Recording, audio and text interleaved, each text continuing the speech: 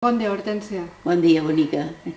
Estem així en la biblioteca del Xinet, en este any de pandèmia. Ens acabem de llevar les mascaretes, ¿vale? I el dia 24, que ja queden no res, se celebra el dia de la biblioteca. Entonces, una manera bonica de conmemorar el dia de la biblioteca, pues, ens ha paregut que era fer-li una entrevista a la lectora més major que tenim en la biblioteca. Sí. Lectora que continua en actiu, venint a pels seus llibres, que sap perfectament què és el que li agrada, quins autors li agraden, quin tipus de novel·la, i volien que es contara un poquet com recorda que va començar la seva afició per la lectura? Pues als ja són anys. Te vaig a dir el que llegia. Però vaig a començar per llegir els cuentos de Calleja i dels hermanos Grimm. Mira. Després tebeos. Que aquests cuentos eren quin li agradava més? Sí, eren molt bonicos. Quin era el que més li agradava? Eren un llibreig així xicutius, com carpilletes, però xicutius. I després tebeos. I després vaig començar en novel·les, igual d'amor, de Negrell, James Curbot, Oliver Curbot, Julio Verne. També. Entonces ja llegia jo Julio Verne. I també llegia algunes novel·les d'amor, que ma mare estàvem en el Xemesí, vivíem davant d'un quiosco, no hi havia un quiosco, i nosaltres, ma mare comprava de vez en cuando alguna cosa. La meva germana també li agradava algo llegir, no tan lectora com jo, però li agradava a la meva germana. I quin llibre recorda d'entonces amb més carinyo? Quin llibre recorda d'entonces amb més carinyo? Pues el més horror que me va causar és Dràcula, que no podré acabar-lo. Horror, entonces el recordes mal. Sí, me vaig deixar el llibre de Dràcula. No lo va poder llegir. I no l'he pogut veure ja de més pel·lícules de vampiros. Me va horroritzar i hasta l'he ensomiat. Catxes la mare. De la impressió que me va causar. Sí. I llegia novel·les d'amor també, Els cumbres borrascoses, Geneire, tot així que venien com així, com si fos un diari. Eren col·leccionables, fascículs. Sí. Però tot el temps llegint, el que agarrava llegia. I quina edat tenia quan començà? Quina edat tenia? Pues uns 11 anyets. 11 anys, als 11 anys. 11 anyets. Mentre més xicoteta anàvem al col·le, anàvem a jugar. I l'afició de la lectura?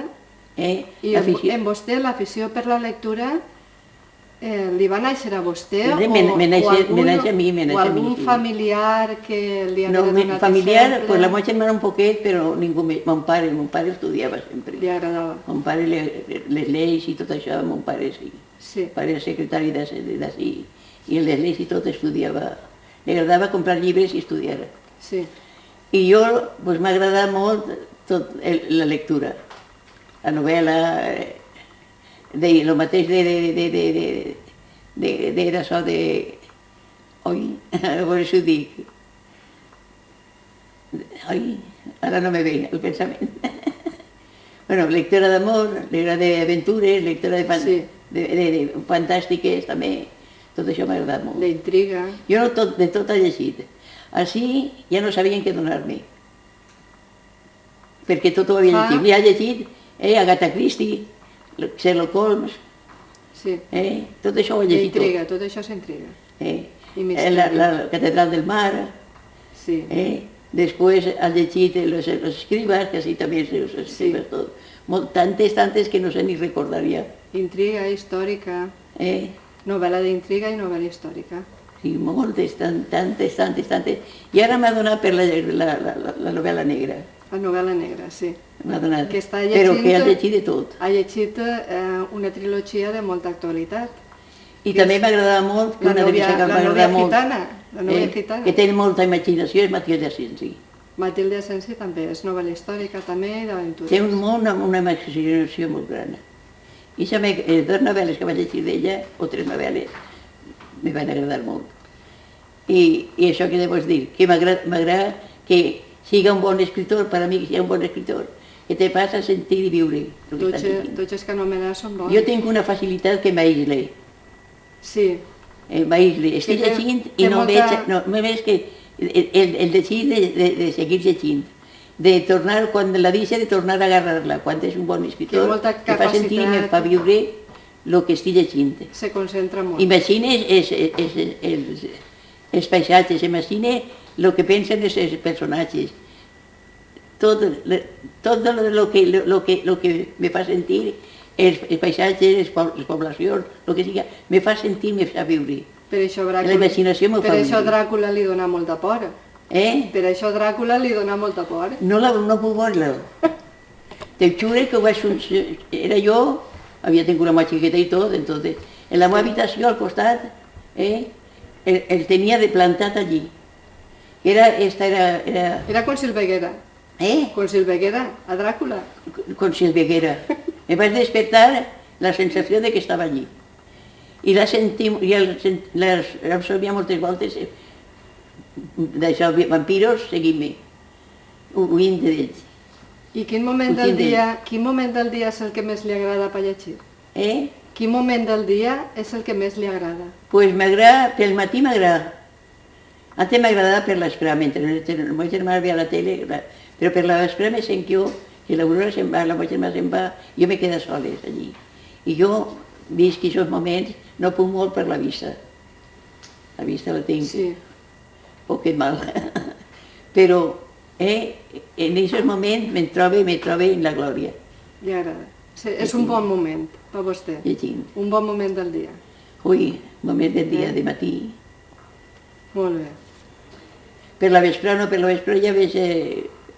m'excito un poquet, me descanso un poquet. I una volta passaren aquests anys en els que vostè col·leccionava llibres.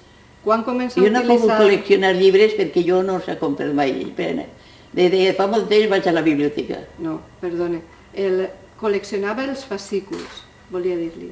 Els fascículs col·leccionables que arreplegava com si foren diaris, de Lleneire... Això es comprava ma mare. Sí. Això ho comprava ma mare en el quiosco. I quan comença a utilitzar la biblioteca? Pues quan vaig començar, quan me vaig enterar que n'hi havia biblioteca, sí. Així al poble. I això quan va ser? Estava Teresa, la que estava en la ràdio. Fa molts anys. Teresa, sí. I és la que me servia a mi els llibres. I quina diferència troba entre la biblioteca que n'hi havia abans... Ui, ara això és meravellós. I la d'ara? Ara això és meravellós. No se pot comparar. No? No sé com. Què és el que li agrada més? I la que n'hi ha en el servici, que és Teré, és amable a no poder. Gràcies. Ai, és veritat que és molt agradable. I ens facilita a mi, me facilita molt de buscar molts llibres. De buscar llibres. Que a mi m'agraden. Sí. Bueno, doncs ens alegrem molt. I d'ací, no res, ara després del dia 24 d'octubre ja estem ahí molt propet del dia 1 de novembre, que és Tots Sants. I així en la biblioteca, igual com els col·legis, participen en la campanya del Museu Etnològic en el programa que n'hi ha d'Espantar la por, no? Abans, quan arribava Tots Sants, ja sabem que la Iglesia Catòlica és una festa que no se celebrava. Després, quan s'ha començat a celebrar ja la festa del Tots Sants, que s'ha començat a viure com una festa, no solament la part religiosa, sinó la festiva, ha entrat com una avalanxa tot lo del Halloween. Sí. Ara tot és Halloween. Doncs s'està fent un esforç des del museu per recuperar els nostres monstres, els monstres que tenim ací, que antigament ens contaven. I cada comarca arreu de tot el País Valencià tenim els nostres monstres. I ací, en la Ribera, teníem un monstre, vostè el recorda? que era una serp. Ah, no ho sabia jo, això. Una serp que mamava per les nits de les dones que estaven amamantant Ah, doncs xiquets. això ho ha viscut ma mare. A mi me contava aquest conte. Ma mare ho ha viscut, ma mare ho ha viscut. Ma mare vivia en la Unió, al costat de Cartagena. Era una serp. I mamant, i... Pues era una serp li que posava, parlava... o l'ha sentit la història d'ella, Sí. la família, que li Sí. posava el rabo al xiquet. Exacte, i això és I, el conte. i ella mamava d'això. I això és el conte. La serp Sí. solament anava a una dona Entrava per un fora de del cada pati poble, de cada poble a una dona. La serp mamava de la mare i la cua de la Le serp posava en la boca a la xiqueta. la posava en la boca del xiquet perquè el xiquet pensara que estava mamant i Sí. no plorara. Se'n recorda? Sí, sí, sí, sí, sí. Era una Pues ma serp mare negra. ho ha contat això d'allí també. Jo fa anys, això, no te conté ma mare. Hi ha altra cosa que te vaig a dir, que me prestava molt alguns llibres, Sí. era Alfredo Greus. Ah, Alfredo Greus. Li deixava llibres Vaig també. llegir sí d'ell, i totes les novel·les de Blasco Ibáñez. Les novel·les de Blasco Ibáñez. Totes. Tenia un Novel·la- llibre així de gros. novel·la realista. Sí. Y después me va a dejar Lo que el viento se llevó, que después la película no me va a agradar, Ah, porque es tan després de bonita, llegir el llibre. llegida, com El médico. Sí. No té punt de comparació una novel·la en altra. El perfume és l'únic que s'assemeja més a lo que és la novel·la. I la segona part de Lo que el viento se llevó, l'ha llegit? Eh? La segona part La segona part de què era? de Lo que el viento se llevó. No, la segona part no, perquè entonces no existia la segona Pues part. així la tenim, la segona part. Ah, jo l'he llegida també. Ha llegida Se l'ha El portat? médico, també l'ha llegit, però no té punt de comparació de llegir-la en novel·la a llegir-la en pel·lícula. Ara en pel·lícula. Jo vaig anar amb ma mare, estava, la xiqueta molt xicotiu, mamava encara. Bueno, anàrem en el palco de ahí del Moderno a veure Lo que el viento se llevó. Me vaig decepcionar molt, Sí. perquè és que no té comparació No. en la novel·la. Els llibres mai poden arribar. No, les pel·lícules. ja veus que tan bonica no poden que és, mai però no té apegar. comparació. Clar. I anem als llibres que no me'n recordo que ha llegit, que llegeix no el mateix. No, és que no el mateix. les pel·lícules aplegar a No, tot ni el te que fa n'hi ha sentir escrit lo en un mateix, llibre no sentir. és molt complicat moltes voltes. És que la lectura és com un bon guió de pel·lícula.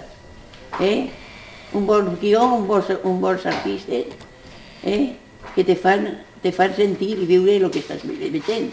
Pues la novel·la estàs concentrat, aïllat de tot, concentrat en el que estàs llegint i estàs sentint tot el que estàs vivint, tot el que estàs llegint.